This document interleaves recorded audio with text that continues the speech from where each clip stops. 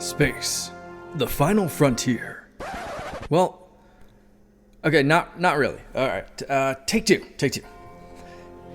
Here in the Mitten State, welcome to Code 47, bringing you all things Star Trek, spanning the quadrants, the best thing since the neutral zone.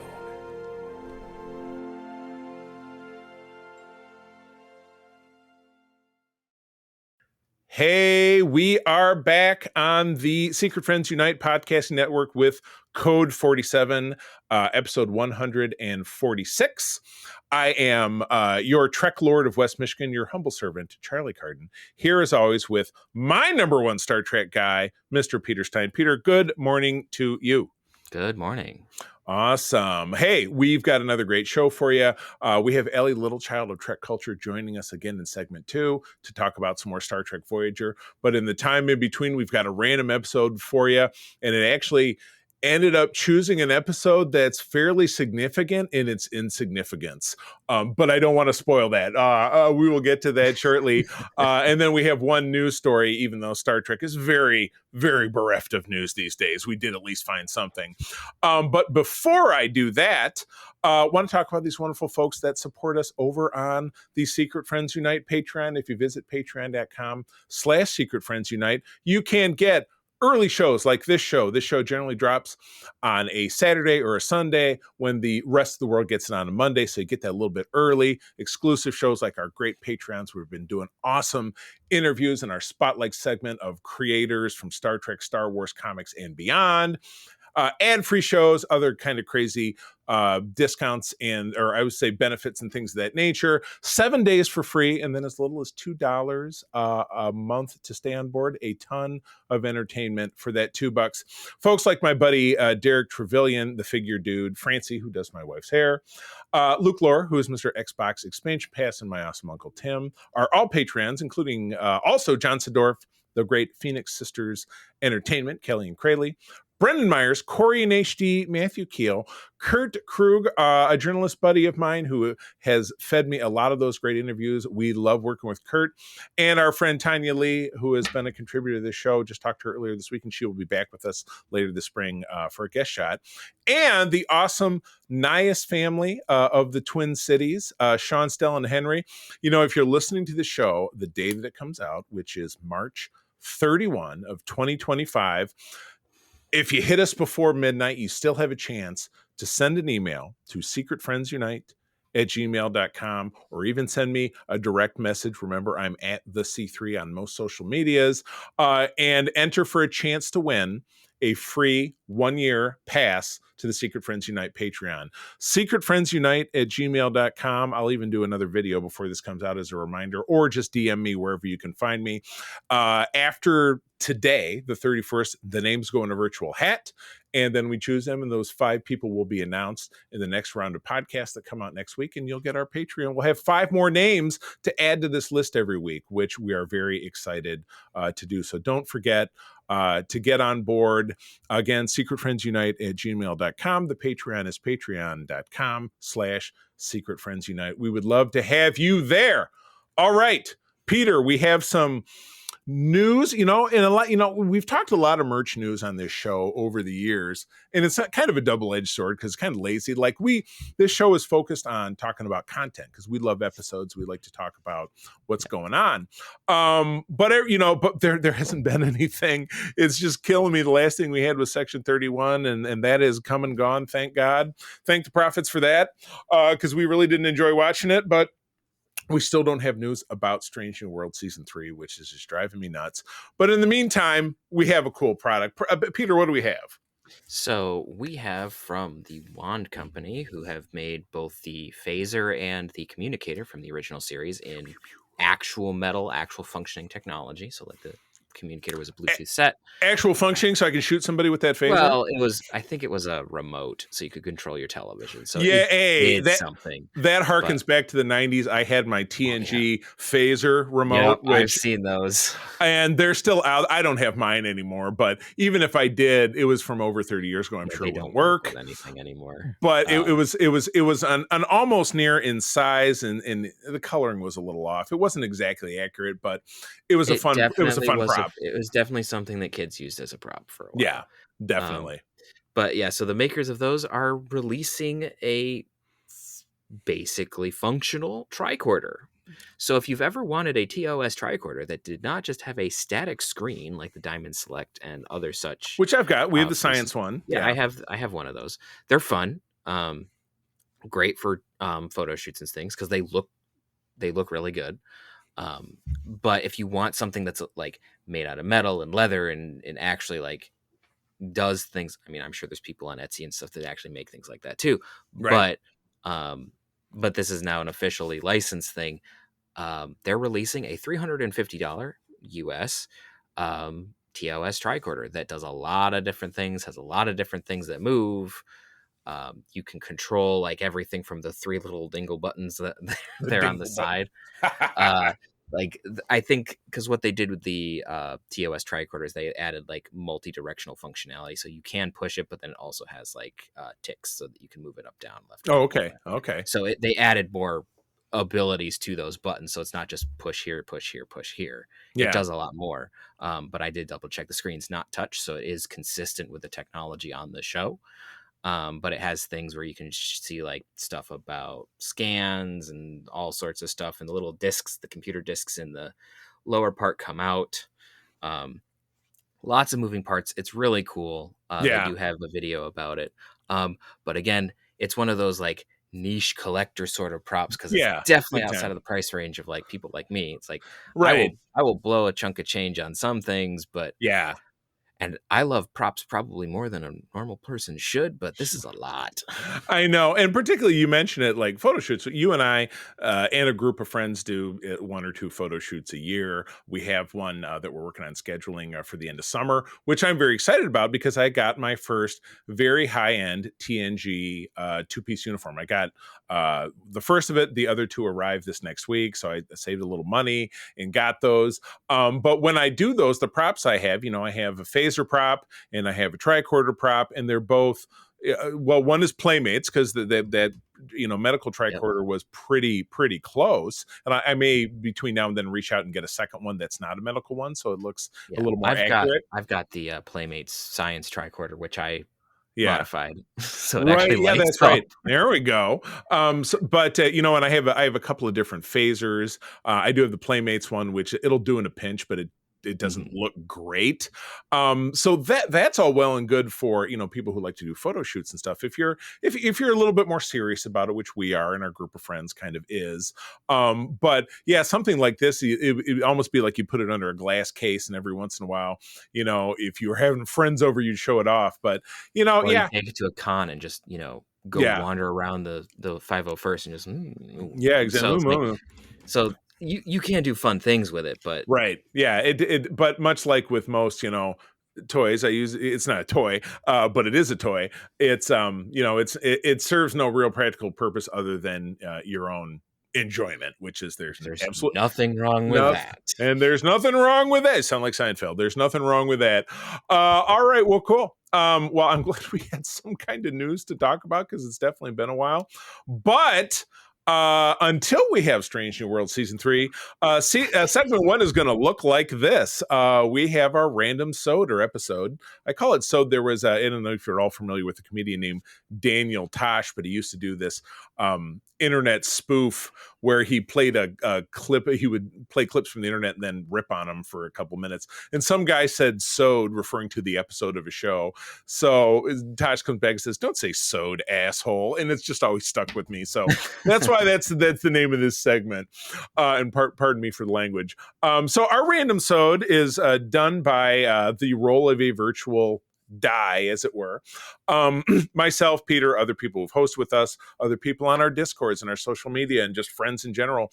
I'll reach out to them and I'll say, hey, give me a series or give me a number. And then we have the series numbered. Or I'll have somebody just give me a series. And then we have them roll for a season. I have a flow chart so I don't get the seasons mixed up. And then based on that, I have them roll for an episode. And Peter, if I'm not mistaken, I don't have the calendar in front of me, but I think this was your roll. If I'm not mistaken. I did roll this one. Yeah. And Peter rolled and got season 3, episode 24 of Star Trek, the original series, which just happens to be the final episode of the series. And we'll talk a little bit on how that was not planned that way. The episode is called Turnabout Intruder. I will read the summary and then we'll jump in to talk about our thoughts. Dr. Janice Lester, a mad scientist, sounds like the beginning of the Rocky Horror Picture Show. Yeah, I was going to say she could have worn the same outfit, but I think that would have been a little inappropriate for 1969. Tries to take control of the Enterprise by switching bodies with Captain Kirk. And as I mentioned, it is the series finale. All right, we'll give some thoughts. It's the last episode. Exactly. So we'll give our thoughts and then we'll circle back for some fun trivia. So Peter, take us through your thought process about Turnabout Intruder. This is such a strange episode. I know, even by TOS standards. And TOS has TOS and early TNG have some doozies of just bizarre episodes. I mean, granted, every show has them, but statistically, the ratio, right? But this one's just very strange. It starts out and you have oh well, we're stopping by this colony, which hilariously is mentioned later in TNG as kind of a nod of the past. Yep, yeah, I think it's one of the bits of trivia. They mentioned it in episode 80, which is I think Legacy, early in season 4. Legacy. You hear it in Picard's log as the episode is beginning. We decided to not go to Camdus 2. And you know who I learned that from? Larry Nemechek, who Peter and I talked to earlier this week, and you'll hear him on our Patreon in our interview here in a couple of weeks. Yeah. So anyway, random side thought, but so they go to this planet because there's a distress call. It's everyone's dying. Then you show up and it's just Dr. Lester and laying in what looks like the most uncomfortable bed I've ever seen. Yeah, it's the way that it's you like see a her, futon. Her neck is this, and you're I'm whoa. No wonder she's dying. She probably needs to see a chiropractor. Oh my god, this is bad. And so eventually, it's it comes up that she's pretending to be ill. Yeah. McCoy, Dr. Coleman, and Spock go off and find everyone else dead. Whoops. Because of course they are. But in the meantime, Lester is completely fine and then turns on this ancient piece of technology, which allows her to. It's like a super magnet. He goes, sticks it basically sticks him in a weird stasis field or something. And then how this device works isn't really explained. You don't have to. The visual effect is full TOS technology because you get this kind of like the Foley of the time, and then you see overlays of the characters just go out, come towards the screen, and then go. If you're watching us on YouTube, just watch them kind of interpose and then push back again. It's wow, because famously the third season of TOS, the budget was slashed dramatically. Oh yeah, and you can tell. You can absolutely tell. And this was a great example of that. So now she's Kirk. And she's got to start acting like Kirk when because everybody else comes back. The one thing I will give, I can't remember the actress's name. Who played Janice Lester? I don't remember. In my notes, I end up start calling them KL, which is Kirk is Lester, and LK. Sandra Smith. Sandra Smith, yeah. But I do have to really give props to Sandra Smith. She nailed the William Shatnerisms when she's supposed to be playing Kirk. It's legitimately hilarious. Right. There's a moment where she's trying to get where Kirk is I don't want to take this medicine and is using Kirk charm on Christine Chapel. She's and, I'll promise I'll be good. She's even got the angle of the face and the the weird the goofy Kirk smile, and it's wow. Hey, you babe. Guys, I'll be back. Hilariously, this is one of those things that really reminds me, at least on her side, because I don't see a lot of the mannerisms of Sandra Smith, so I don't know. I can't compare it as well, so I don't know how well Shatner is doing it. Although he is actually doing a really good job here. Yeah, but it feels a lot like if you've seen like the Harry Potter films where Helena Bonham Carter has to channel Right. um, Right. um, Emma Watson, Yeah. and which was done real. This feels like that. Obviously, it's TOS. It's definitely a different thing because it's different with stakes and how they're filming and whatever. But it Yeah. feels like they did something like that because the mannerisms that she does with Kirk are absolutely spot on. I So as know. dumb I as this know. episode is, it's got some really, really good like character acting Right. from these two actors, which is Right. amazing.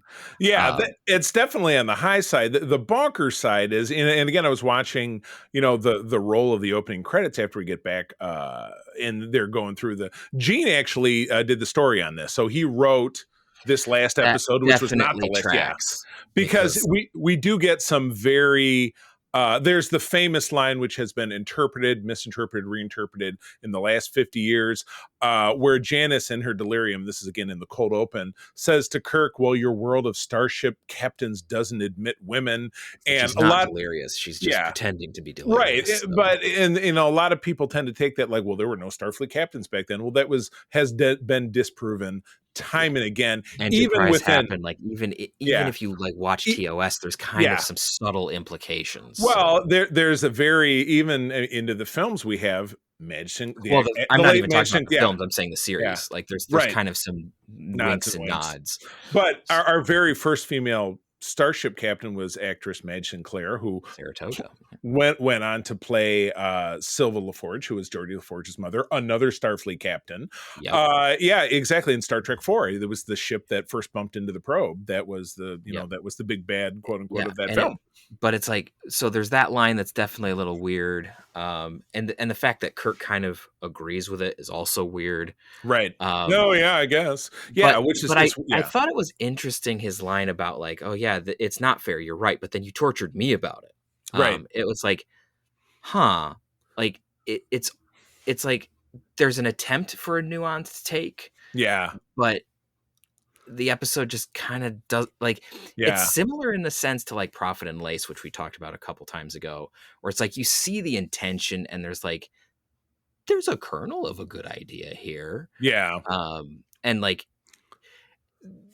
Prophet and Lace, I think, is less so than this. But Yeah. like this one does end up being leaning into tropes and sexism a bit more, a I bit mean, much. we get it. We get another kind of a kernel of a line, and what she says is not. It's true. It's sadly a lot of it is true. Where she, after she does the body swap, and Kirk is feeling loose. Kirk as Lester, so KL is kind of lulled back into the bed. He says, "Now you will know the indignity of being a woman." Well, being a woman is very difficult. I think everybody knows that. So that was, I wrote, it was a fine bit of wordsmanship by Gene, because I think he hit something really on the head. That's a big portion of this episode. But Janice Lester is also, it sounds like she was a nightmare of a partner for Yeah, Kirk back in those it days. just She was sounds like yeah, she's not yeah, a good example. right. Like Yeah, it's like she's one of those people that you probably don't want to have in command. And they do yeah. touch on that later on in the episode. It's like there's a reason that she wasn't in command because she's like Right. unstable. She's a whack-a-madoo. Back on the ship, so she gets on the ship. She's trying to make sure that the body of Janice Lester is kind of marginalized and sedated. She's throwing up all kinds of red flags so that McCoy is not trusting her, because she throws McCoy out of sickbay. Spock is questioning his orders because he wants to change course and not stick with the rendezvous. Like he's not acting like himself, and his top two people are starting to pick up on it. Yeah, his best friends are picking up on it. Right, and he's just, I yeah, think it's one of those things that Lester did not take into account. right. That it's Yeah, like I can be a captain, but can you be the person? There's a right. difference. There's not just this blind allegiance to the chair, though. All of the red shirts in this show are like, "You're nuts. The captain is my guy." Red, I'm not going to equate red shirts to red hats. We don't need to go there. But it was very blind. Where everybody else is questioning. They're saying, well, I know Kirk. And that great line, that great exchange by Scotty and Bones later in the episode, where Scotty goes through this. He says, I've seen Kirk terrified. I've seen him drunk. I've seen him hallucinating, but I've never seen him red-faced with rage. This is not Jim Kirk. Something is up. I'm, and then, and even that kind of plays out in a way that gets us to the end of the episode. But yeah, I do love how they're in a big rush, but she goes up and orders them to go at warp 2. So I wrote slow. Just takes it. He's like, now, I mean, because maybe that's normal, but I feel like if you have a destination, you're not going at the second slowest velocity in warp to get there. Especially if it's like urgent. Yeah, exactly. So, but they got he changes their course, and Spock is questioning that, but he's doing it in this very methodical, like, well, I'm not questioning you. I'm really questioning what your intentions are, and so on and so forth. We do get there's a random, I wrote random white chick instead of Uhura at Com. And then we have a note about that later, but her name is just Lisa. That it's Lieutenant Lisa, not Lieutenant like Jane Lisa or something. So you assume that's her last name, but who knows? Maybe she's not human and her race is like the Bajorans, where they do the name backwards. I just thought Lieutenant Lisa she just has one name, like Beyonce. Cher. Yeah, Beyonce. There you go. That's what I wrote as well. But it was funny. So when Lester Kirk as Lester wakes up and having that conversation with Christine, which you mentioned, he's like, I thought the Enterprise was supposed to rendezvous with Potemkin and Beta Origai. And she doesn't say, well, how the hell would you know about that? She says, well, we just need to get you well. I also noticed that she has auburn hair, which is, I think, Majel Barrett's normal hair color. I don't know that I don't know that this is the first time she had that, but it seems like in almost all the rest of her appearances. Yeah, she has like a blonde platinum blonde, kind of like Marilyn Monroe. Don't forget that for the entirety of the series, her name appeared at the end credits with everybody else except for Kirk, Spock, and McCoy. So she was as regular of a character as Sulu and Chekhov and Uhura and Scotty. By that metric, their names all appeared together.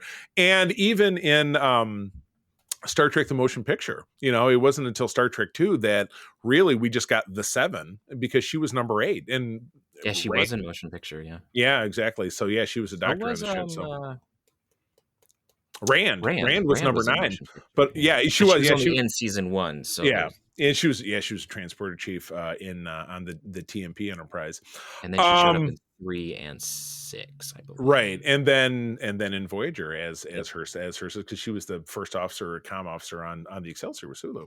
Yep. I do love how LK, so Lester Kirk, karate chops the Kirk Lester for no reason at all, and Bones is like, Jim, what are you doing? One last chance. One of those weird moments. Yeah. One last chance to see Kirk without a shirt on during for the series. When Bones and the foot pedal thingy. Once again, I've never understood that, but there it was again. It's cardio. It's for the heart rate. Yes.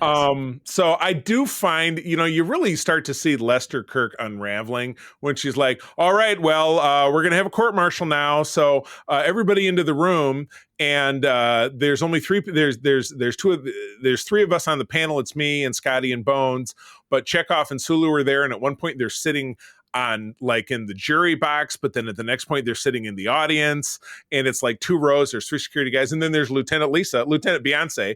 They're taking notes. And he doesn't have the right to conduct a court martial. It's why anybody goes along with it. Again, it's just kind of like, okay, shouldn't have they maybe been like, should we get in touch with Starfleet JAG, which was not really a thing at this time. Technically, he can do a court martial, but it's one of those like, it's super weird. You have to like have good reason, and you have to have like, I think I'd have to ask my brother because he knows more about that stuff, but I believe as a commanding officer you can, but you need like people to back you up for it. You can't just like, oh, we're going to court martial you. And nobody was backing him up. He was just kind of going rogue. He was like, nope, this is what I want to do. And the only people backing him up were the red shirts, Les Scotty and Lieutenant Lisa. So as we move forward, we do get on the bridge. Chekhov and Sulu are arguing after that last scene about what's going on. Nobody's sitting in the captain's chair, so nobody's in command. But then Lester Kirk shows up, and this was because Lester Kirk is flipping out, so like extreme aggravation will cause the switching process to kind of unravel a little bit. So we get the most famous, and I've used this meme a lot in our Discord and other things, where you get Shatner going like this. It's the famous Kirk boob meme, like Yeah. hey, he's doing breast exams. Sorry, that is a little off color. But the famous boob grab meme is what I wrote in my notes. But when it comes back, Lester then goes to Dr. Coleman. And I do love how earlier in the episode, McCoy's like, I looked him up. This guy is literally a complete moron. He's a bad doctor. He doesn't do his paperwork.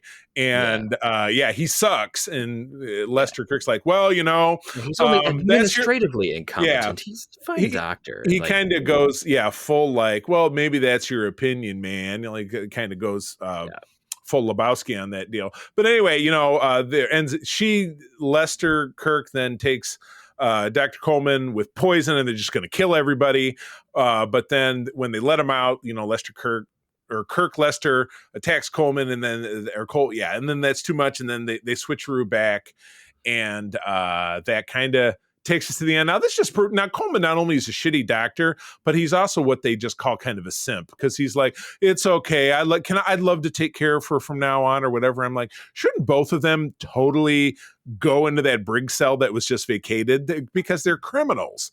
They tried to steal a Federation. They stole a captain's identity and tried to steal a starship, and then tried to kill several top members of the crew. So shouldn't they just be in the brig?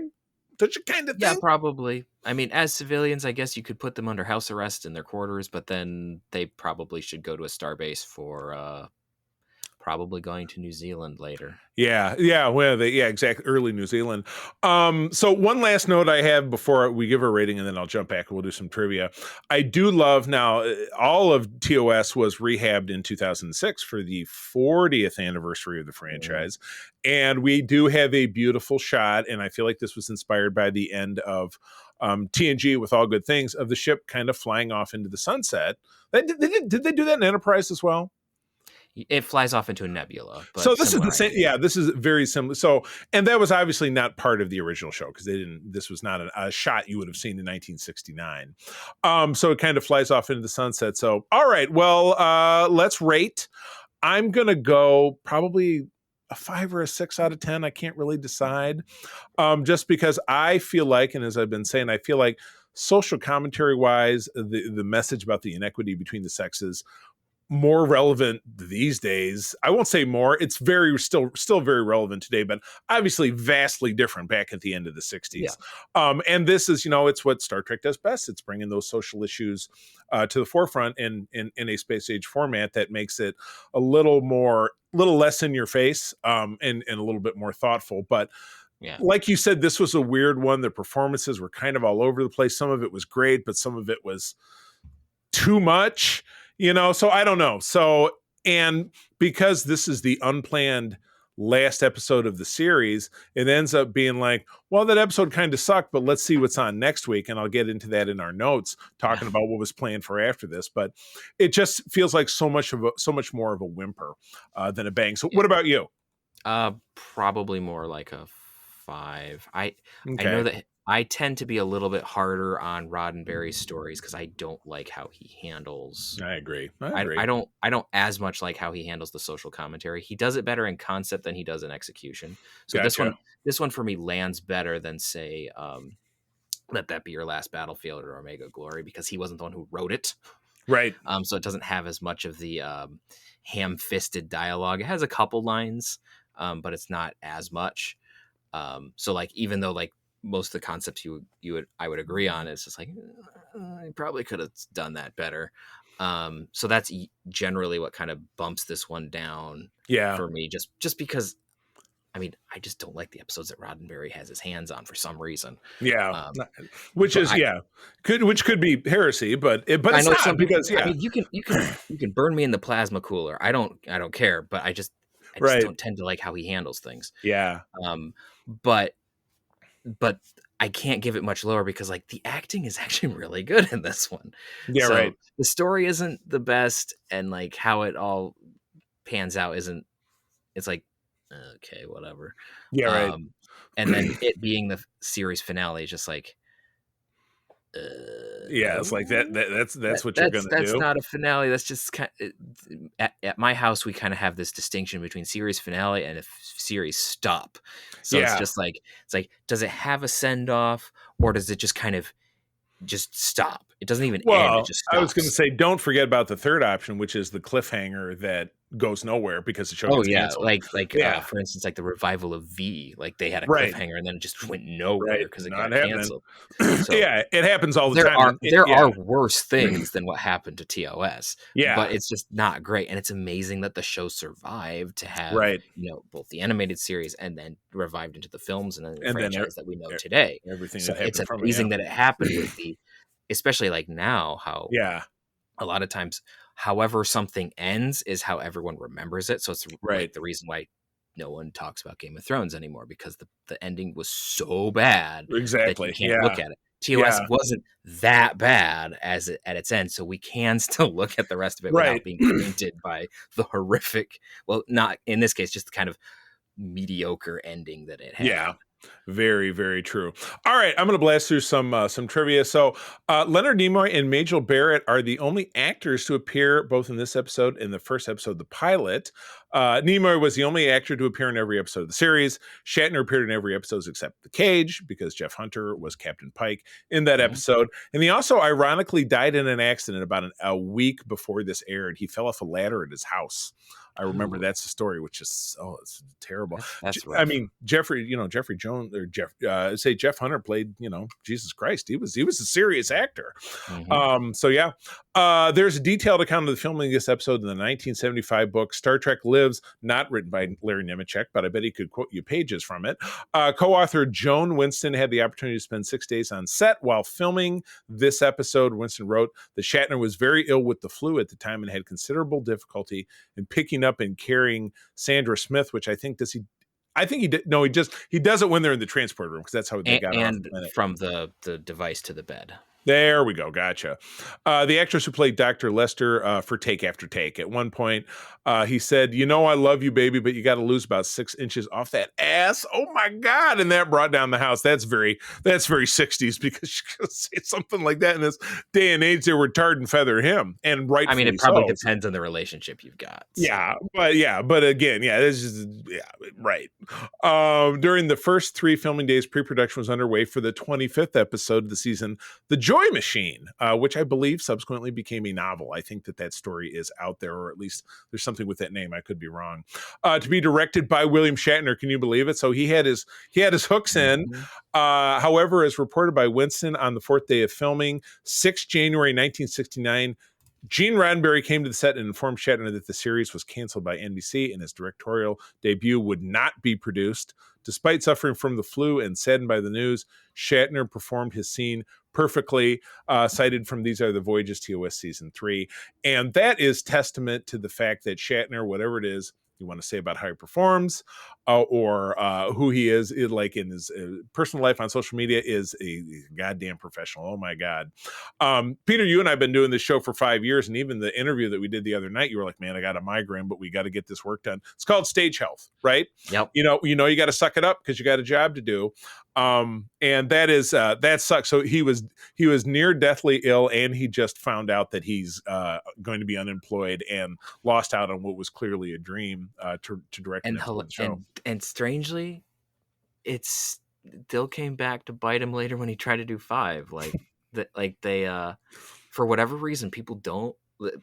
Production staff does not want to see Shatner direct. I don't know what it is. Oh my gosh! I didn't know that he was supposed to direct the next episode. Yeah, that is a new piece of information to me because again, I'm much more well versed thanks to I keep mentioning Larry Nemecek, but because of the books he wrote about TNG, I'm much more well versed. Last bit, even as filming was wrapping up, crew members were dismantling the Enterprise sets. Filming was completed on 9 January of '69. Production did go a day over schedule, resulting in a 7-day schedule. And then we also mentioned the bit about the TNG episode Legacy, where they drop a reference to Camus 2, which is the the planet at the beginning of this episode. All right, I did manage to get two. I didn't get any commentary when I went out to the Discords and various socials earlier this week, but I got two. I watched the episode with April this morning, and she said, I love the choreography of Shatner dancing around. And Peter, you mentioned that as well. And then old friend of the show, Rick Reed, who's a local guy who I know, had a Facebook post this morning, and I wrote that you and I were watching this, and his reply to that was, oh man, turnabout intruder, woof. Yep. Rick, the fandom has some very mixed feelings about this episode. Generally negative. Generally negative. Oh my goodness. Well, that wraps it up. So we will be back in our next episode. I think we're actually taking a little divergence and doing something a little different next time around. But I'll keep you in suspense about that. But we're going to take a quick pause, but we're going to be back with the exceptional Ellie Littlechild from Trek Culture to talk about the third block of episodes from the 6th season of Star Trek Voyager. So we'll be right back. Hey, all right, we're back for part 2. Again, talking about Star Trek Voyager. Ellie is back. Very exciting from across the pond. We were just grousing about time zone changes and daylight savings time and things of that nature, which is all very fascinating. But we're here to talk about some Star Trek. So let's do that. Ellie, welcome back. It's great to see you. Thank you very much for inviting me back. Absolutely. Very good. All right. Well, let's kick things off. We've got the third of 4th portions of season 6 to talk about. So we'll just jump right on into it with episode 14, which is Memorial. Alan Craker doing the directing with a story from Brandon Braga and teleplay by Robin Bernheim. Not a name I'm familiar with. This could be an outside source, which is cool. We get some great stories that way and some weird ones too. From February of 2000, Chakotay, Paris, Kim, and Neelix begin to experience horrific flashbacks after an away mission. Ellie. Mm-hmm. I think this is a really gripping concept for an episode. And it seems to take a darker tone than a lot of episodes that we've seen so far. I mean, obviously there are dark episodes in Voyager, but when you look at the chunk we looked at in the last section, this one's definitely a much darker one. I really like episodes that kind of explore the characters' vulnerabilities. So I think this one was a really good one for that. And in particular, I think Robert Duncan McNeil did a really good job in this episode. There's a scene where B'Elanna goes to try and help Paris, and she's trying to just make him feel better, and he's just yelling at her. And I think it's a really good performance from him and from her, because you kind of really feel like she's just trying to help, but she's making it worse, and he just can't get his head around it. And I think that was from both of them, a really good performance, because you really felt the frustration from both sides. So yeah, in terms of showcasing a particular crew member, I think it's a good episode for Paris. But I also like that it extends to the rest of the characters later on. Like it's a real surprise when Janeway suddenly has the memories as well, and it's not just those. And it kind of, I like the way that it unfolds. Mm-hmm. So I think it's a really interesting concept for an episode, and different to things that we'd seen before, rather than just reusing the same kind of concepts from other shows and just reworking them so that they suit Voyager instead. Right. I mean, it's a definite, trope. They've even done it, in this show, because they did it with, Chakotay. I think the episode was Nemesis very early in season 4, where he's on this planet and they've tampered with his memory. So he feels like he's on the wrong side of this revolutionary conflict. So, of course, they throw him back into this one as well. But yeah, I also think just incredibly well done. And I think you hit it when you were talking about the Paris and Torres interaction with, the show's only ongoing, romantic relationship, fixated, romantic relationship that eventually they get married. That's very volatile. And you see B'Elanna pushed into a corner where normally she'd lash out because that's kind of her personality. But you see her, I think kind of take a step forward. All those kind of safe relationships are put into question, though, because you've also got Neelix and Naomi.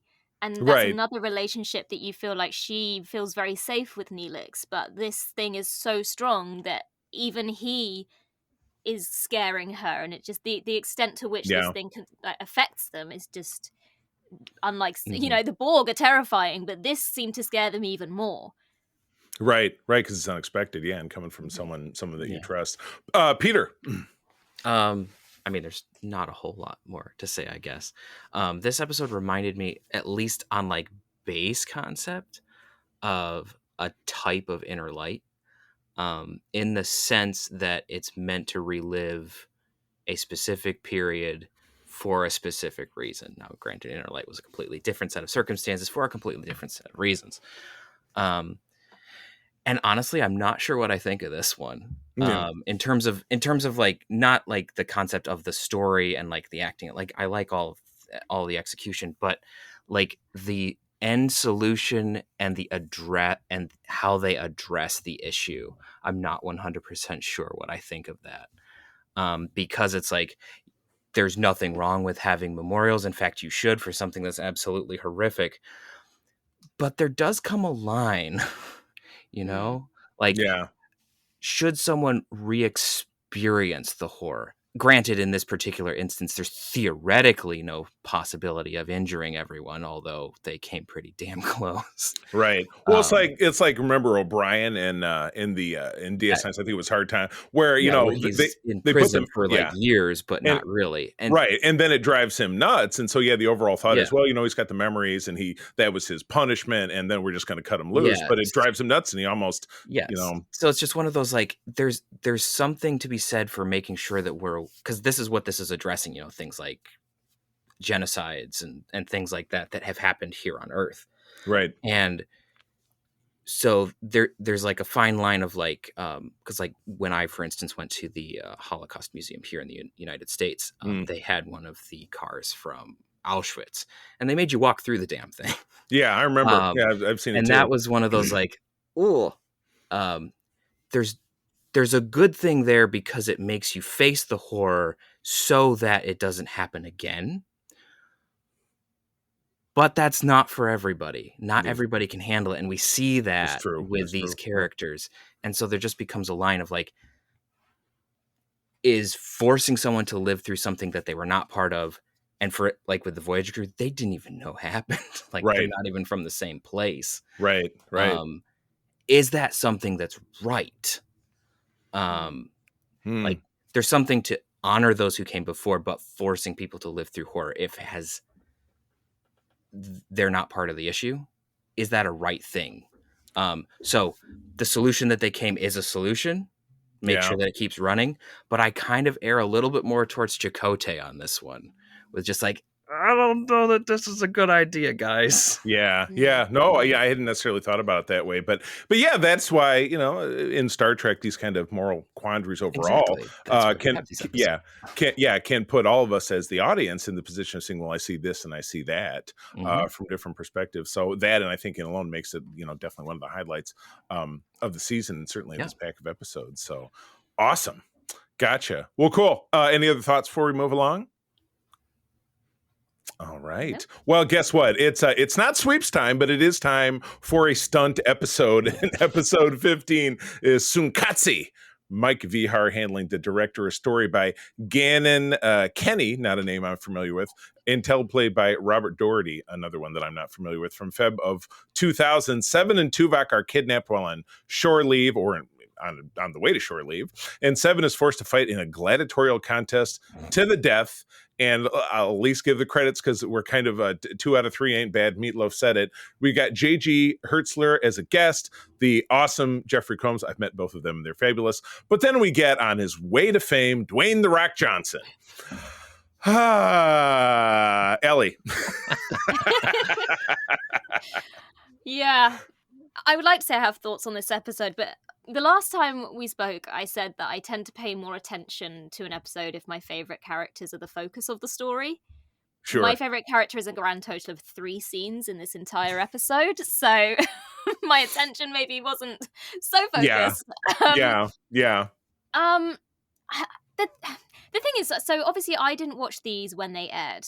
I was I was born by the time this one aired, but oh my goodness. Like, when I watch it, to me, like, The Rock is a big name in Hollywood at this point. So when I watch it and The Rock's in one scene and I'm like, is that it? Is that it? Why is The Rock not doing more in this episode? I was expecting The Rock to be starring in this episode, and he's in one scene. He just raises his eyebrow in that way, and that's kind of the gimmick. That's it. I was waiting for more of The Rock. Right, exactly. Yeah, but I guess at the time he wasn't necessarily known for being an actor in Hollywood, so that's the difference. Watching it, right. Watching it This from was the mindset of a 2025 viewer who wasn't so familiar. I mean, my brother had a punching bag thing that used to give The Rock's catchphrase when we were kids. Oh. It probably was around the same. It probably was around the same time as this. To be fair. Oh my God, that's funny. Yeah, because I'm not Peter, and correct me if I'm wrong. I don't know that anyone here is a fan of pro wrestling. Like the WWE, or it's probably I don't think it's just an American thing. I've Ellie, tell me, like one or two things here. Do they have wrestling like that over in Europe? I mean, and the wrestling UK? is a big thing. I mean, I work for Trek Culture, but the biggest channel we have as part of the What Culture family is What Culture Wrestling. It's huge. No, okay. So Gotcha. it definitely is, but you're right. That was another point I'd written, was that I'm really not very interested in boxing, wrestling, anything that really is the focus of this episode. So for me, it's not really one that gripped me. I mean, it's a huge culture the same way Star Wars or Star Trek or comics are a huge culture. There are people who are nuts about wrestling. And again, it is just another form of dramatic presentation in its own way. But this was the UPN, the network that aired Voyager, paid for Voyager. Their biggest property was either WWE or WWF, whatever it is they called it then, and maybe call it now, because I know there was a name change at some point. And so sliding him in there was a super obvious opportunity to boost the ratings. Did it work? I don't have that number in front of me. Probably, because I remember very clearly at this point I was out of college at this point and still watching the show as a regular adult and tuning in. But back in the old days when it was broadcast TV, you saw commercials all the time, and this was promoted pretty heavily. So it was a big deal for that reason. Was it successful? I don't know. There's a famous photo that circulates of everybody standing around The Rock, and like Robbie McNeil is like giving The Rock a punch in the face and stuff. So it was kind of a promotional bonanza, but as an episode, again, love seeing Jeff Combs. Jeff Combs is awesome. Love seeing JG. I've met him personally, spent some time with him at cons and stuff back when Peter and I used to run a booth for the International Fan Club. He was a guest one year, and we've got this great picture of him and Bob O'Reilly. Great stuff and great performances, not their top shelf, because their top shelf stuff is obviously in the roles we know them for over on DS9. But yeah, The Rock just coming out and going wink, wink, or flipping his head. It's like, okay, yay. Otherwise, yeah, like the story is very thin and forgettable. I mean, there's not. Why wasn't he the person that Seven had to like really fight? And he was just, that would have been more interesting. Make him more of a focus of the story. Right. Not that I necessarily would still have been that interested in it, but I was just expecting a bit more of him.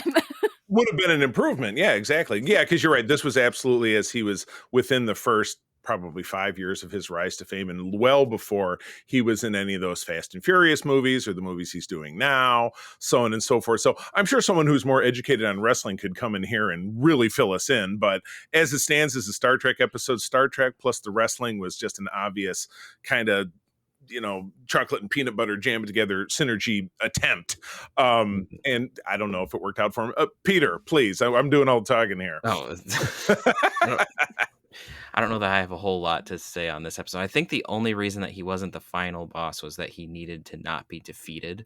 Right. Because that would have affected his, because my understanding of how pro wrestling works is there's this whole thing about how like the good guys can't be defeated until a certain point. Like there's like scripting and stuff that does all of this. Like there's a reason. It's all real, man. What are you talking about?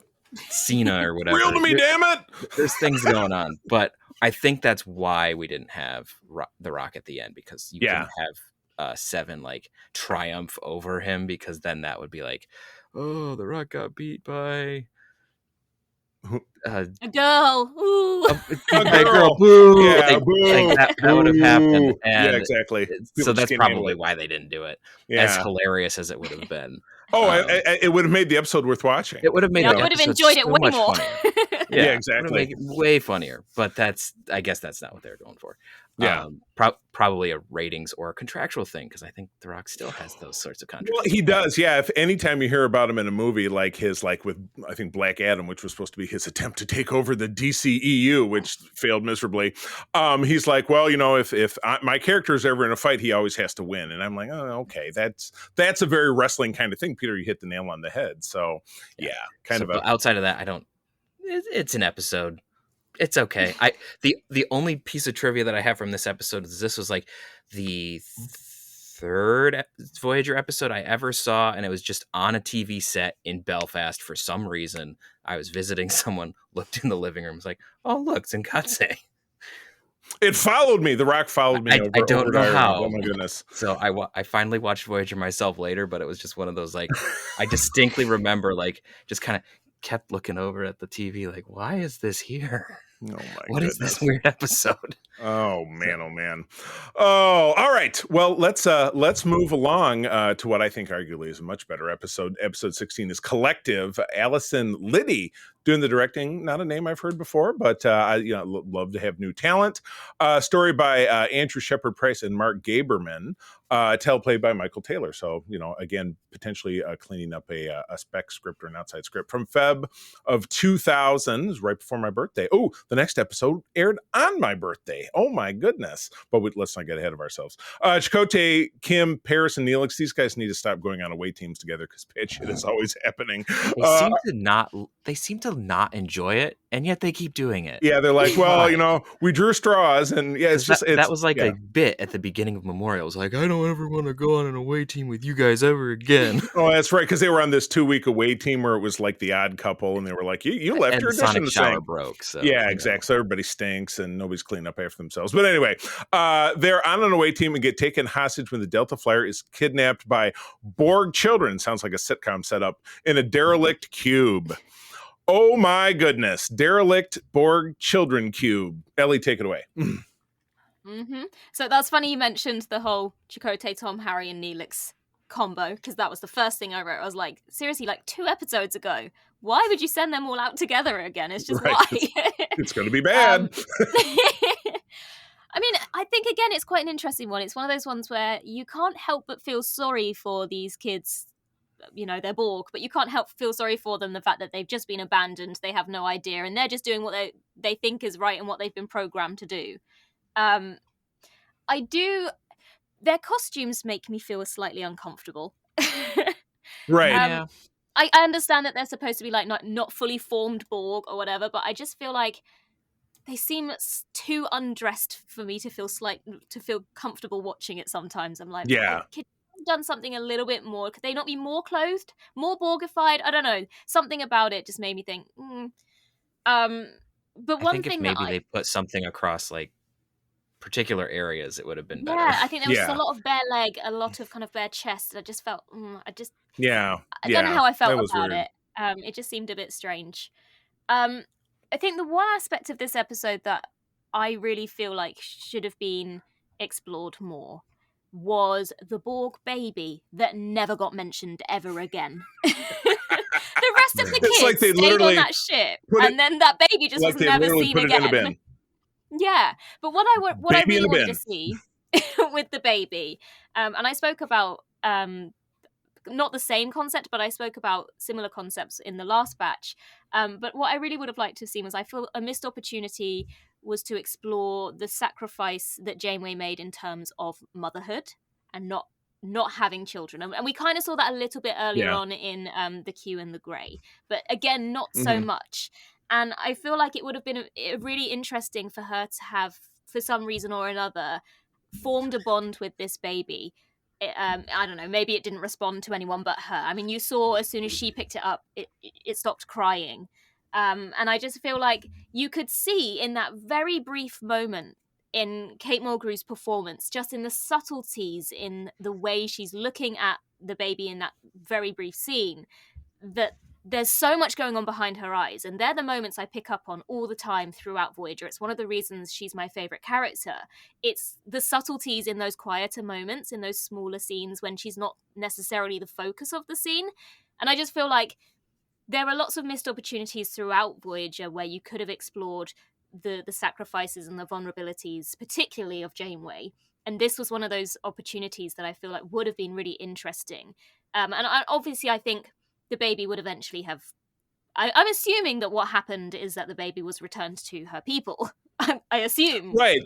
But I think it's kind of implied that a bunch of them are at a later point. It does. Yeah, I mean, but the baby just was never mentioned. So I'm assuming that's what happened. But I kind of feel like when you have the episodes later on, I mean, obviously we'll talk about them, but when Seven has that moment where she has to let go of the kids and she's bonded with them, I feel like that would have been an interesting thing to explore if Janeway had bonded with the baby and eventually she had to be returned to her people. That would have been a great storyline. I agree. And again, when we get further on down the road, I mean, we know that Icheb, who is the oldest of the children that move forward into after this episode, we know that he survives for a while, even after the end of the series, and we unfortunately see his death in Picard season 1. Sorry about the spoiler; it was from 5 years ago. If you haven't seen it, sorry. And it's pretty gruesome, which is unfortunate, and a lot of people really didn't like it for that reason. But yeah, it's really bizarre that it's like they bother to make it part of the plot at all, that they have this baby and then it's like we just put it in a bin, and they don't show it being returned either, because at the end of this episode they're like, well, we don't really know where these kids are from, so we got to do some research and it's going to take some time, but in the meanwhile, Seven, they're yours. They're the Partridge Family. Partridge Family is Star Trek. That could be the name of the episode, or Brady Bunch. I don't know, either one. But yeah, that was bizarre. And you're right, the varying levels of Borgification of the kids is really weird. Like Mazadi, I think it's Mazadi, is the tween-aged one. She still has some or all of her hair or something. She's not bald. Like everybody else is bald, right? Why does she have hair and the other ones don't? Maybe I may be misremembering. I'm not looking at an image of her right now, but I see 3 of them have hair. Yeah. To an extent. Yeah. And first and second, so Icheb and first don't. Yeah, so. Okay. That's bizarre. So your hair only falls out when you hit a certain age? I don't know. It's a kind of Borg-Pattern Baldness. Boom. There's the name of the episode. Got it. All right. I'm going to transition over to Peter while I make that change. Peter, go ahead, please. I'm not entirely sure what more I can say about this episode. I feel like I take all your points. I'm so sorry. No, it's not. It's okay. When you're not here, I blather a lot, so it's totally fine that people don't listen to me. So, yeah, it's an interesting first introduction to Icheb, who becomes an interesting character throughout the rest of the last season and a half. So, because he's, I believe, the only one who sticks around. Right. Yeah, because they managed to get rid of the other ones. Get rid of everybody else. Look, I mean, not get rid of, home. But yeah, send them home. But yeah, I do think that it's kind of interesting how Janeway kind of passes the baton to Seven. It does feel kind of like it was the writers going more like, this is a Borg thing and it needs to stay a Seven thing, which I get, but at the same time, I like your point of like, we could have developed some more interesting things with Janeway.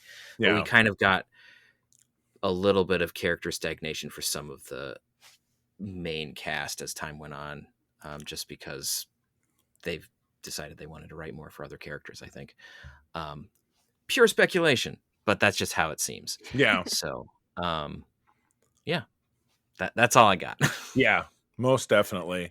But yeah, it is. I do like it when we do at least put markers in place for something that will continue to grow, and that's obviously the way to grow Seven's character, and we get some growth out of Icheb as he goes along as well. So, the beginning is something new. But to return to something that is gonna then go away, we have Spirit Folk at episode number 17. David Livingston, a veteran, doing the directing. Brian Fuller, the man, wrote this. So you've got solid, writing staff talent handling this deal. From my birthday in the year 2000, Feb 23, I was 24 years old that day.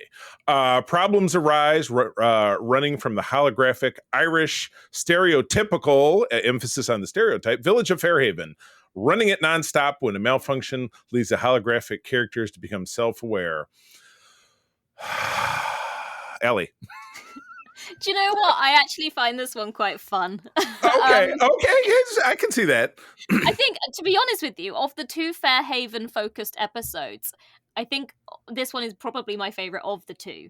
But more because there's more of a story here. I mean, when you have Fairhaven, it's kind of like, what's the story of this episode as such? Whereas at least this one's really, you know that there's a problem, we've got to solve the problem, and there's some fun things that happen along the way. Whereas I actually feel like Fairhaven was just a bit like, we're just going to stop for a week and we'll have some fun, and Janeway's going to develop a romantic relationship with a hologram, and that's pretty much the focus of this episode. Right. I mean, in this episode, I spoke a lot about it in the last section, but I'm still not entirely sure how I feel about the whole Janeway, Michael Sullivan relationship. I still think it was a bit weird. There's that whole scene where she's like, I have a boyfriend that malfunctions, and it just feels not very Janeway to me. Yeah, it's very quippy. Yeah. It just feels like she's so sensible and responsible, and this feels not responsible. It just seems very strange to me. But I do find it fun. I do think it's quite funny. I think it's better than the typical holograms become aware that they're holograms. They don't become aware that they're holograms. They start to realize that, Tom Paris is talking to the sky or whatever, but it still kind of fits within the kind of parameters of what they're programmed to believe in. So rather than them just going, hang on a second, they still think, they think it's spirit folk, as opposed to them being like, I don't exist, I'm a hologram. And I kind of preferred that than just a rehash of the same concept that we've seen countless times before. Right. And then we do have the classic, and it tends to go back and forth. Safety protocols are off. Safety protocols are on. Now, they use a big musket to shoot the computer panel, and now things are working, but some things don't work. So it's all over the place. It's kind of an example, as I think you really made the point that, they're not really following even their own rules of the holodeck, which really everybody knows or should know at this point that nobody should use the holodeck. It's a death trap. It can kill you at any turn. We learned that back in 1988 with the Big Goodbye, which was the first lethal holodeck episode. Does nobody ever read up on these things? It's this is, this is the end of Fairhaven. We don't see it again, I don't think. I think I was doom scrolling through Memory Alpha, as I frequently do, and a page. I was reading the Voyager page, and they do make mention of the Lower Decks episode where where Voyager comes back, and I think Michael Sullivan at least gets a name drop. I can't remember if he's appears in that. He is, okay. Yeah. Gotcha. But that's kind of the death rattle of all that. Peter, what are your thoughts? I think I'm not 100% sure what I think of this episode. It's fine. It does take, if you remember back in Elementary, Dear Data, we had the moment where the holodeck was starting to shut down, and we had this apocalyptic freak out in London on the holodeck. Right. This basically takes that to its logical next step of if the characters could start to see the holes in start to see the man behind the curtain, as it were. Right. What would happen? And that is basically what gets explored here. So we're not focused on just the one character, we're focused on everybody. So it's kind of interesting where we deal with a little bit with superstition and, mobs and that sort of thing. So it's a very real look at how people would react when their whole worldview is just chucked out the airlock. Yeah, right. So that's interesting, but it's still weird. Yeah. And I remember saying when we were talking about Fairhaven in the last bunch, it was I don't know what you guys are doing, creating more people, making them sentient. This seems like a bad idea. Yeah, right. Never works out. Narrator, he was right. Yeah, right. Morgan Freeman comes in. He did, in fact, see the error of his ways. Yeah, yes. So it's just one of those it's another one of those episodes where you're just guys, you keep playing around with creating artificial intelligence and you don't know what you're doing. Oh my goodness. So it's just another one where at the end it's okay, so now we're closing it down, I guess, forever, and so now these people don't exist anymore, but they were actually more aware than the last time we shut it down. Yeah, I just can't figure out where to land. So and it's kind of puts it for me with the whole artificial intelligence part. It kind of ends at almost a worse spot than Fairhaven itself. Yeah, it's still a good episode. It's still got a lot of fun things, but just that because a lot of times when Star Trek deals with creating artificial intelligence, it doesn't address well, what do we do with this in the end? It's just kind of it's part of the story, and then there's me at the end going huh. So that's yeah. Yeah. I Oh do my like goodness. though that this is an episode. Like, I often think, I mean, just because this is just how my brain works. When you see characters on the holodeck, and they'll be like mid conversation with a holodeck character, and then all of a sudden they'll get a communication, and they'll just start talking to someone. And I always think to myself, why is that holodeck character not going, "Who are you talking to? You were just talking to They me a just kinda second drift ago." off. Like they're like mid Right. conversation, or they'll just start talking to the air, and I'm like, I know that they're holodeck programs, but you were just should still talking to them, react, and now yeah. why are they not going, "Who are you Yeah. talking to?" How do they partition when they start? It's like if another character walked up and you started talking to them, would they not get? Yeah, you're right. The rule set is like, blah. Like, if you All the pause the holodeck program, workers. then I Yeah. get it. Pause program, Right. I'll talk to you now, and then I'll resume the program. But when they're just standing there watching them talk to midair, Right, why are they not exactly. confused by that?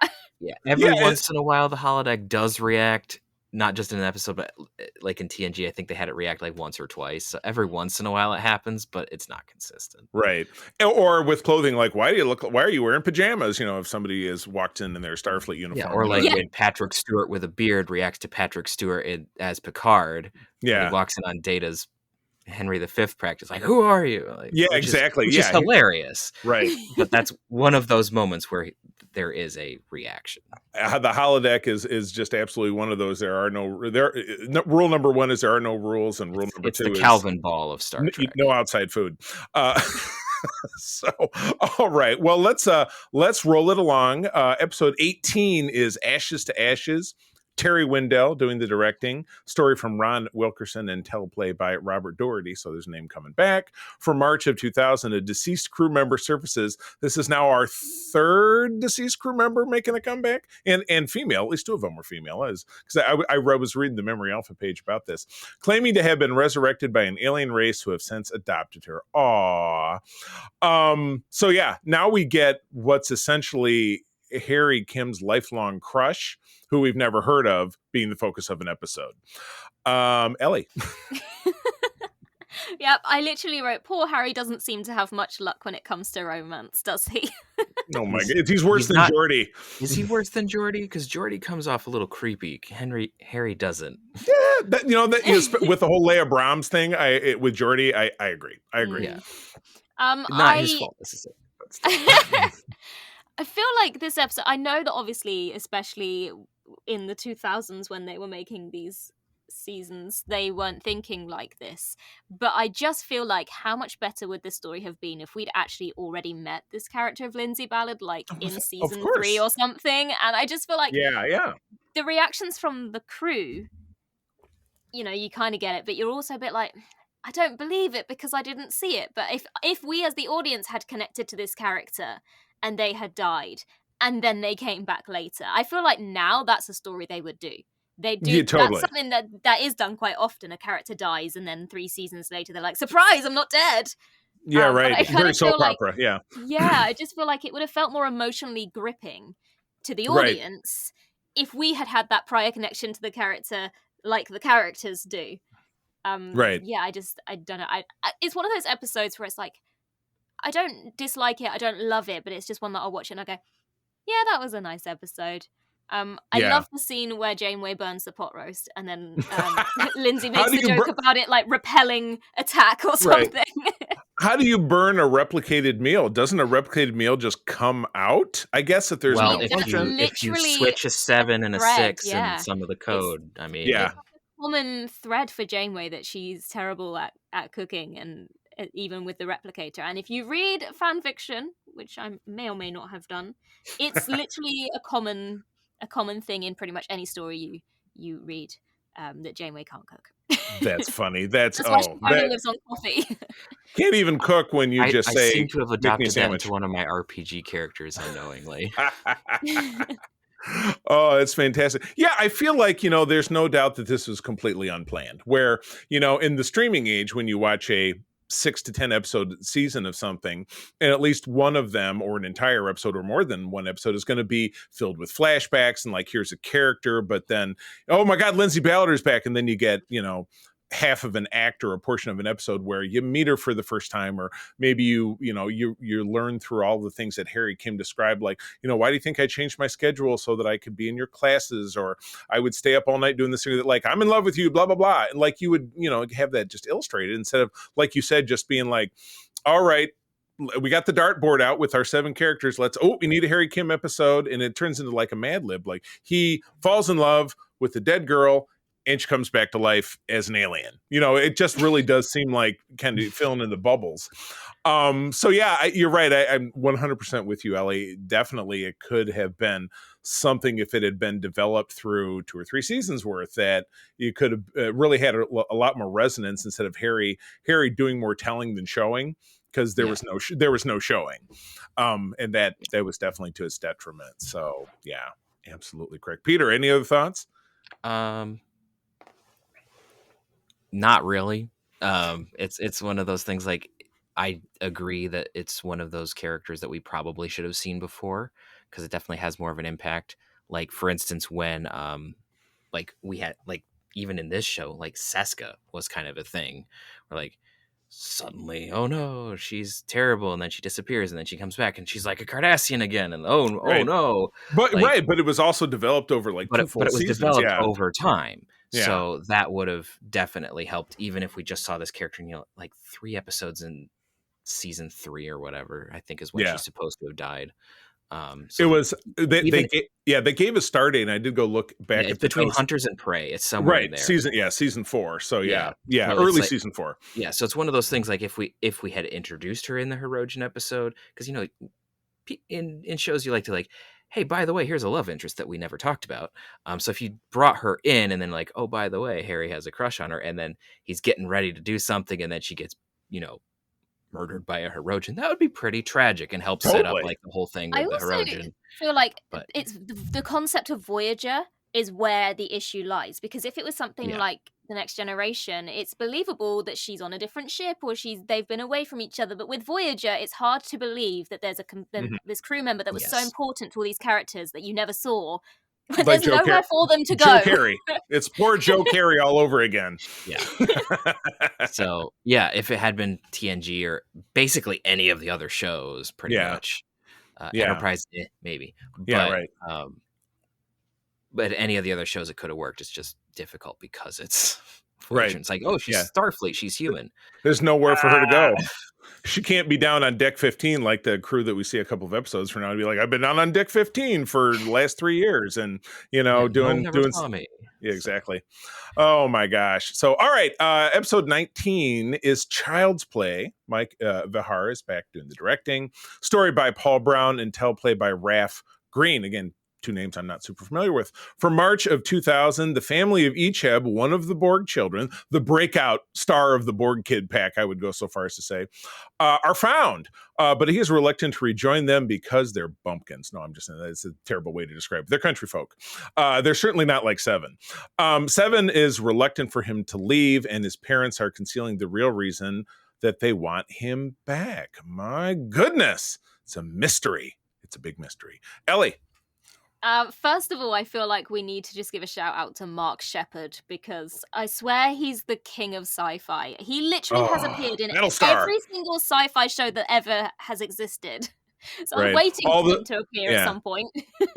Right. Oh man, him is Peter and I on our Patreon have been doing the Ron Moore's Battlestar Galactica, and he's Baltar's lawyer, as you may or may not know. Such a great role. He just absolutely nails it in that deal. But anyway. No, that's fine. He's in so many things. I've been rewatching the X-Files, and he popped up in an X-Files episode the other day, and he's in so much. Yeah. Anyway, poor Icheb. I feel a little bit sorry for Icheb here. Well, not a little bit, quite a lot sorry for Icheb here. But I think it's a really interesting episode. It's very thought-provoking. Really makes you think about the lengths and sacrifices that people are willing to make and to go to in order to survive. And the questions that it raises over the morality of what Icheb's parents did. It's kind of, when you whittle it down, it kind of comes down to that old Star Trek saying, the needs of the many outweigh the needs of the few. But what about when the few is your own child? When, that's the question that it raises, isn't it? It's, what are you willing to do for your own survival? What are you willing to do for your children's survival? And when the needs of the many outweigh the needs of the few, does that matter when the person that needs to be sacrificed is your flesh and blood? I think it raises some really deep questions. So it's a very interesting one. Yeah, definitely. And this revisits again the time-honored, and it comes back in Battlestar as well. That like, hey, the morality of let's poison the Borg because this will finish them off once and for all. And this kid it was genetically engineered by this group of people that otherwise just seem to be kind of simple. They're farmers, but they're also genetically engineered. It's kind of very Frankenstein-ish. But yeah, you're right. The thing that really makes Star Trek really great, obviously, as we all know, is that big morality question. Is it worth it if, or the ends justify the means?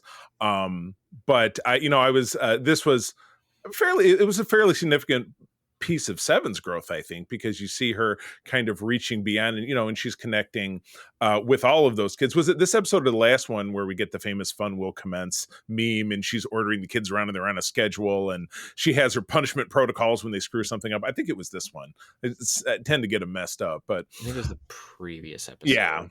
Yeah, where she's learning how to be, like the nun, the school teacher, rapping kids on the knuckles.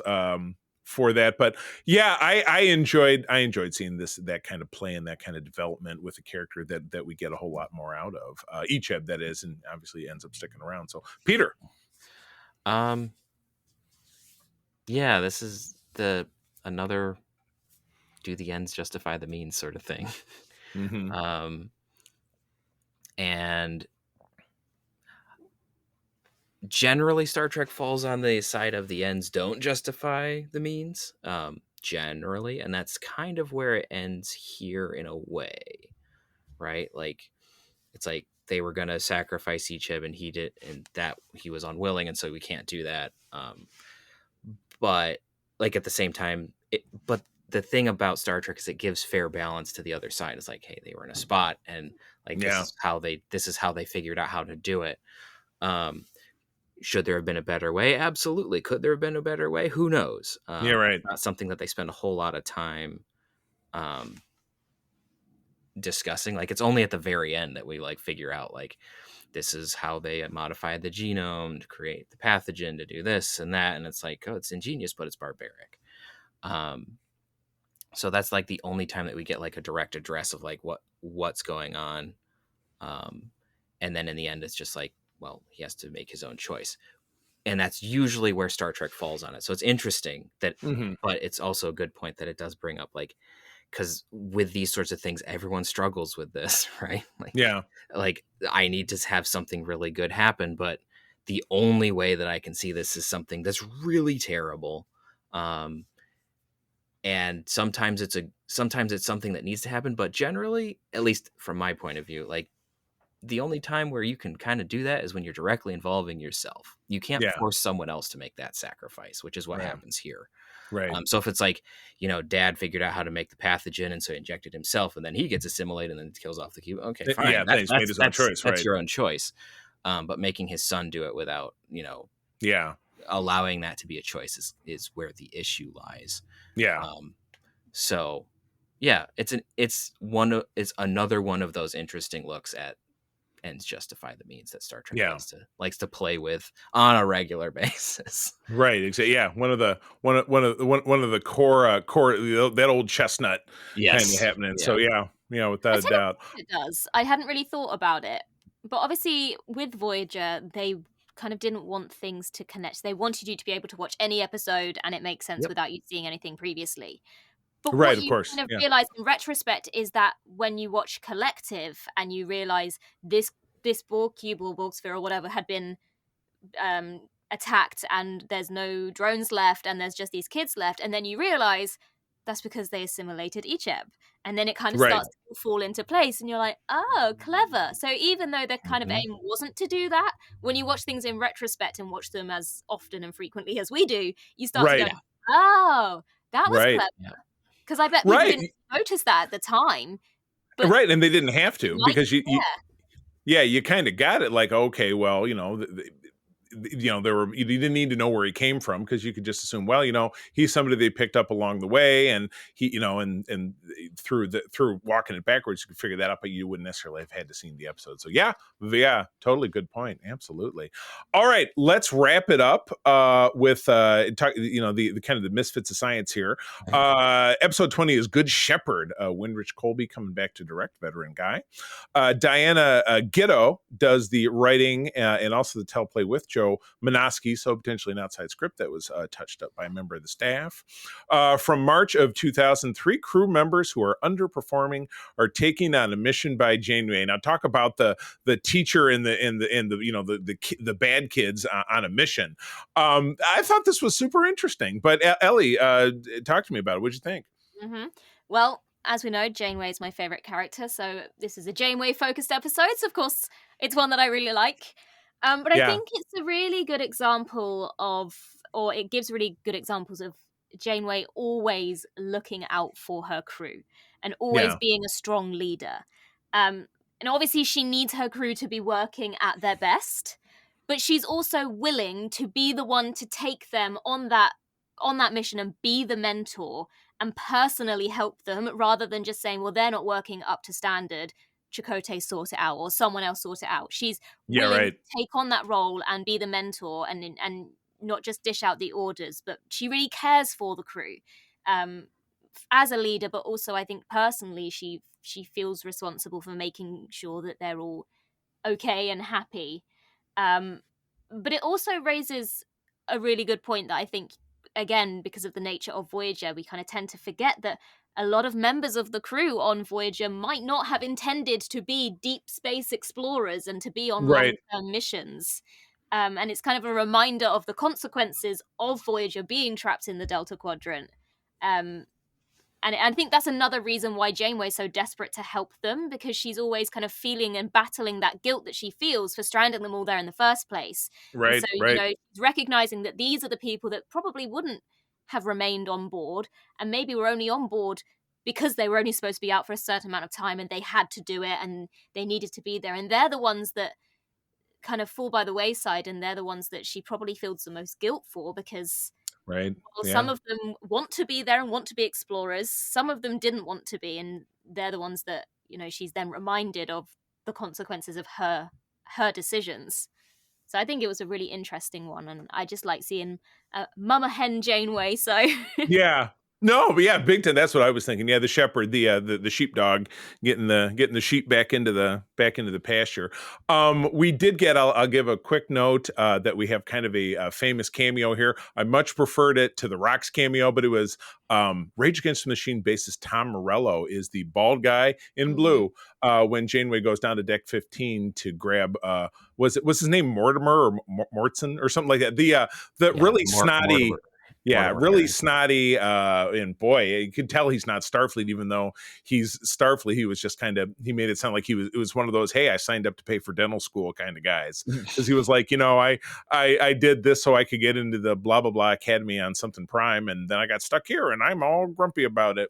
And then you have the hypochondriac, which we get, I swear to God, an ancestor of the same character in a very early episode of Enterprise. Remember the first away mission episode? He's the guy that gets beamed up, but there's like sticks in his hair. And stuff in his face, exactly. Yeah. So exact same character. And then the third girl, or the third crew member, the woman, is an actress, Zoe McClellan, who ended up showing up in a show I love called Jag, which was on CBS as a military drama that I enjoyed. But she's just also one of those, she's just a character actor who's been in a gazillion things in the last 25 years. So, but yeah, I enjoyed it. And yeah, these are three like very non-Starfleet people, because you're used to seeing like, you see Geordi or Data or, Chakotay, or people who are like super Starfleet and capable and they know everything and a lot of confidence. And then you get these three like, kids sitting in the, the bad kid sitting in the back of the bus, or the kid who you just don't see. They hunch their shoulders down in class and don't see him sitting there. So it was a cool concept, and it was not the first time they did it, because they kind of tried it with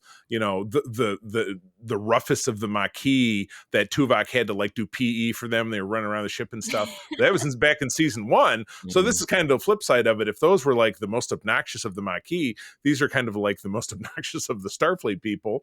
And you wanted to step in and again make sure everybody feels like they're contributing. And I would say as well, compared to what we were saying about Lindsay Ballard and being like, now you just introduced another character and we're supposed to believe that they, there was a strong connection. But I think the difference with this is that these characters are supposed to be the ones that just merge into the background and you don't really notice. And they may well have been in an episode and you might not have noticed them. It's on the back of their head. It was them. Yeah.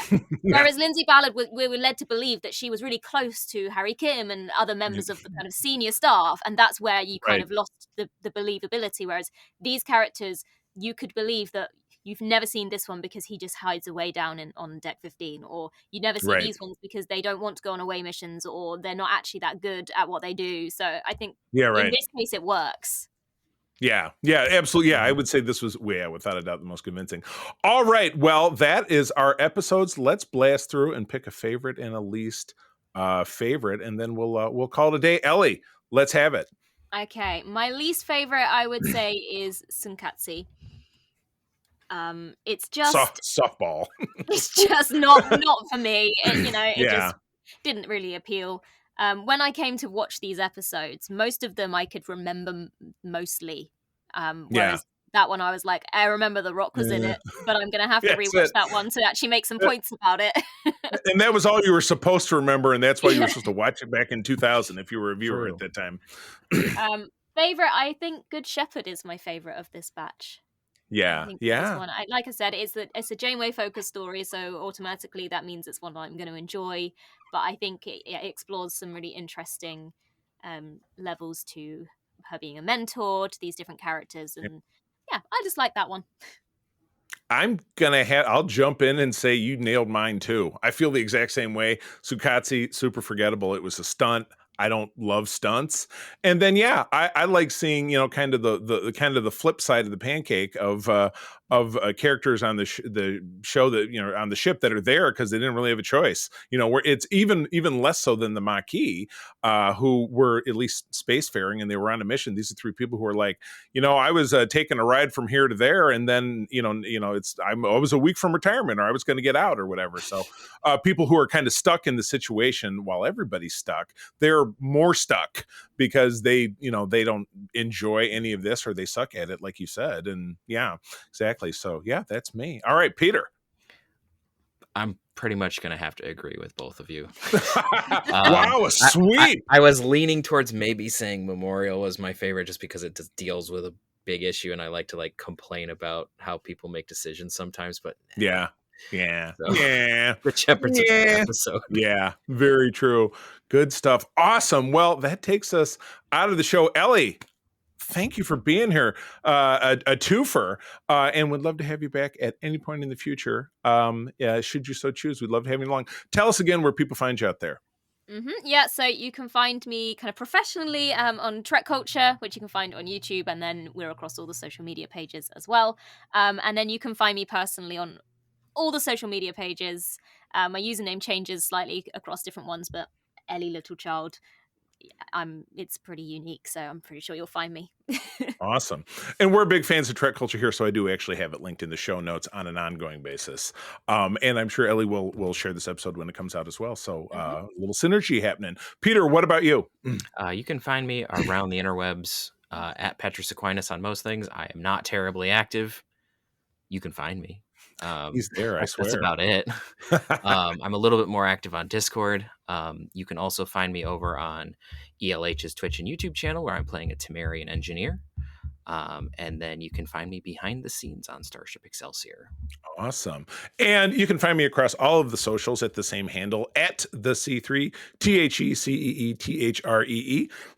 Excuse me. But also very active on our Secret Friends Unite Discord, where we're having fun chats about all things related to geek, and the United Trekkers of Michigan, just a Trek Discord. We had to call it something so you don't have to be in Michigan to join. But find us. And of course, secretfriendsunite@gmail.com. Drop us a line. Let us know what you're thinking about Trek. Let us know if you agree what we had to say about these episodes. But till next time. Or if you really like Tsunkatsu.